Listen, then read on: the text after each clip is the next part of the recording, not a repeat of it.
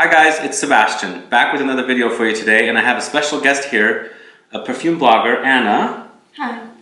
Today we're going to review Ambre Loup by Rania J. Together, all coming right up.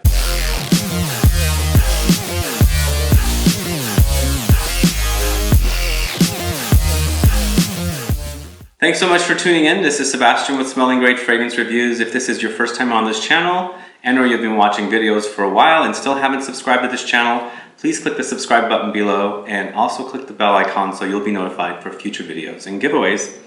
And Anna, thanks so much for doing this video with me. Oh, thank you for having me. You're welcome. Tell me a little bit about your blog. Oh, it's a blog mostly written in Spanish, and I usually write about the fragrances that no one talks about. So you like niche perfumes? Yeah, I like niche, mostly indie. Indie? I like indie, yeah. You love indie? Yeah, I love indie perfumes. You should come to San Francisco. We have one of the biggest indie perfume scenes in the in the world, I think. Yeah. So I noticed you had Instagrammed the photo of this fragrance. I'm a fan of it. Me too. Since I am here in Madrid and you are here, I thought let's connect together and review this fragrance. Ambre Loup was launched in 2012. It's EDP Eau De Parfum concentration. The perfumer is Rania Jouaneh, and that's the name of the brand, Rania J. And it's sold for $149 for a 50 ml in the States. And for notes here, at the top you've got cloves and spices. In the heart you've got Peru balsam, Labdanum, vanilla. And in the base you've got oud, Gaiac wood, and cedar.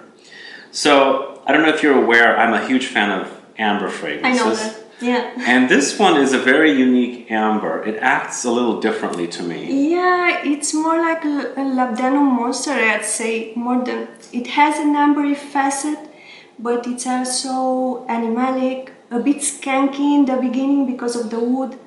I'd say it starts kind of dry, but deep and thick because of the balsam of Peru. Peru balsam. Yeah. It has a smokiness as well.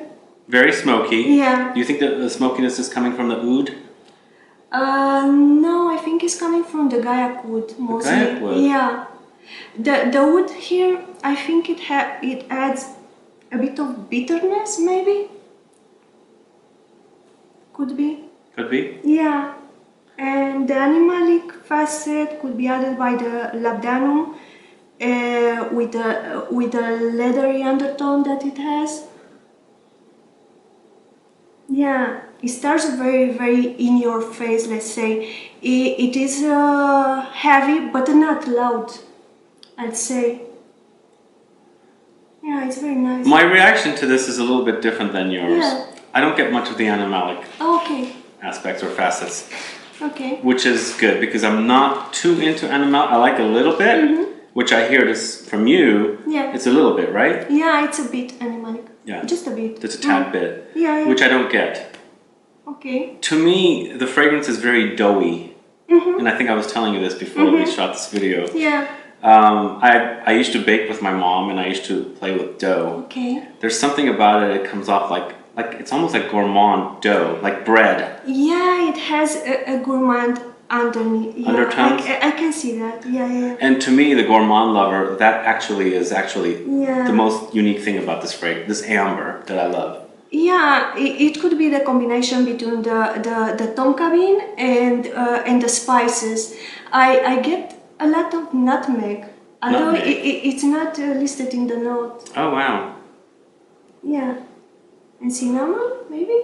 I think it's, well, it is listed on Fragrantica. It said at the top you have cloves and spices. I don't get much of cloves. Cinnamon, yes, but I get a bit of both. I get cloves and cinnamon. It's like a mix. Almost like do you ever drink chai tea? Yeah. Almost like the spices in chai tea. Yeah. And that's what I love about it, the spiciness. Because being Middle Eastern, I was used to all the spices. And that's the appealing part of this fragrance. The spices and the whole gourmand aspect. Yeah. Could be the Peru balsam also? Yeah, for sure. Now I don't know what... It adds a bit of warmth. Warmth? Yeah. Now, what is Peru balsam? Do you know what Peru balsam is? It's more like it's different from the resin because it's more it's like a substance, but it's thicker. Oh. The resins are solid, and the balsams are like a thick substance extracted from. It's usually extracted from a flower, yeah. So Peru balsam is a resin then? Yeah, no, it's a balsam. It's a balsam. Yeah. What's the difference between a balsam and a resin? Well, I don't want to put you on the spot. The resins are usually solid, and they are extracted directly from the trees, right? Trees, yeah. And solid being, for example, the amber that you see in the tree. That's a resin. That's a resin. Yeah. The labdanum, it's extracted or through solvation or with a solvent extract or to distillation. And the result is a very thick liquid. What do you enjoy about this fragrance? I love its warmth, but not. It's not comforting for me. It's mostly seductive. Oh, it's a seductive Yeah, amber. yeah. And mostly people see this as a masculine fragrance. I don't. You don't see it as a masculine? No, I love it. I see it as a unisex. Unisex. Yeah. I think it's very unisex. Yeah, it's very unisex. It does have masculine parts about it. Yeah, maybe because of the smokiness added by the Gaiac wood, and it has a bit of vetiver, which adds a bit of earthiness as well. Now you're mentioning notes that I didn't see on Fragrantica, so you probably have the real notes. You said vetiver. I didn't see vetiver listed on Fragrantica, which... Oh, it's not? No. Oh, okay. There's vetiver in here. Yeah. And you also mentioned Tonka bean.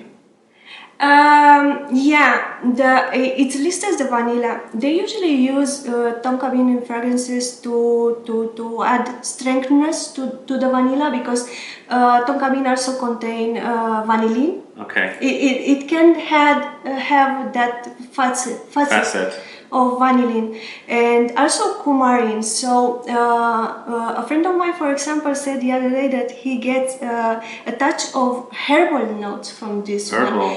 I could explain it by the coumarin from the tonka bean. I could explain that. Yeah. Yeah. Interesting. I haven't find any herbal touch to this. No, I'm not getting herbal. No, me neither. Totally spicy though. Yeah, it's very spicy, but it's very nice. What kind of performance do you get from this? Oh, the performance is amazing, and the silage as well. At least 10 hours on my skin. Wow. The projection is not that big, I say. No. Maybe for the first 10 minutes, but then it kind of loses its strength. Yeah. So it's more of a personal, but it does leave a trail, right? Yeah. Yeah. I get about 8 hours with this one. Oh, really? Yeah, Okay. not 10 hours. But then again, my body sucks up all the fragrances faster. Then it's a good thing. Oh, 8 hours is great. Good. Yeah. Okay. The other thing is if a lot of people don't know about this on my channel, this particular brand, and I've spoken about it in various videos, but never have done a review for it. What kind of fragrances do you think that people might have that would appeal to them? Like, do you think ambers, people that like ambers or spicy fragrances? Yeah, they would enjoy this for sure. It's one kind of amber. I can't compare it to anything else. It's unique. Yeah, it's unique. It's unique. I don't find any fragrance. I love amber, and I have lots of ambers in my collection. Me too. Yeah, I love ambers. But this one, it's unique. I haven't smelled anything like it. No. The other thing I want to mention also is the brand Rania J has several other great fragrances. Yeah. One of them is Lavande 44. I love that one. You do? Yeah. Would you consider that to be a fougere?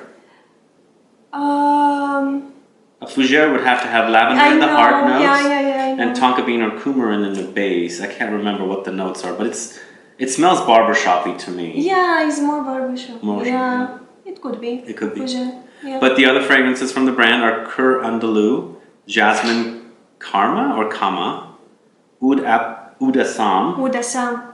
That's an animalic one. That's an animalic one, yeah, I've heard of that one. Rose Ishtar and tea habanero. Yeah. The habanero one, it's a tobacco. It's very nice. I really enjoy the Andalou and habanero. They are very nice. What's habanero about? It's about tobacco. Tobacco. Oh, okay. Yeah, I love tobacco. Yeah, that's very nice. Cool. Any last things we should mention about this fragrance? Go get it. Yeah, go get it. It's very nice, but they should try it first. Try it. Yeah. Yeah, get a sample or decant if you want to test it out before jumping on a full bottle. But if you're into the niche world and you like the niche fragrances and you love ambers, this one probably will not steer you wrong. I think it's a great release. Really love it. Yeah, I love it. Guys, let me know your thoughts on this fragrance, Ambre Loup. Have you tried it? Are you curious to try it? Do you know the brand, Rania J? Please put down comments so we can get a conversation started. Also, please like this video, please share it. Follow me on Facebook, Twitter, and Instagram, and I'll be back with more videos very soon. Have a good one. Goodbye.